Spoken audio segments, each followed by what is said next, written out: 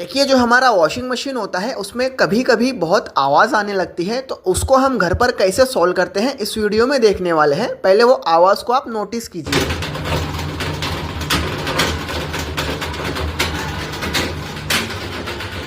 तो चलिए अब इसका सॉल्यूशन भी देख लेते हैं। सबसे पहले आप लोगों को मशीन ऑफ करना पड़ेगा। ऑफ करने के बाद नीचे राइट साइड में लगा ड्रेन पंप का ढक्कन ओपन करना है।